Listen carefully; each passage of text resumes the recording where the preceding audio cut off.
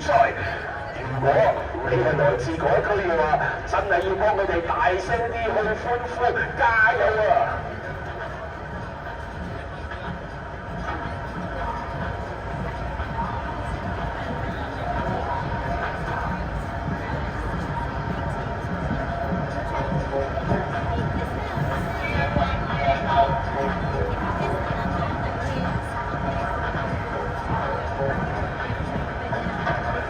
好啦，18區杯嘅決賽已經就開始賽事。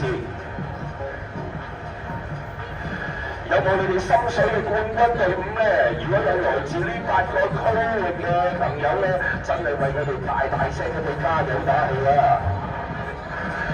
好啦，暫時大家見到啦，嗱前段嘅你見到有白色浮標啦，但係剩翻呢場賽事仍然都係屬於500米嘅標準輪賽事，即係話喺架艇上面咧會有16至18位嘅蛙手，再加嗰一名鼓手同埋一名舵手。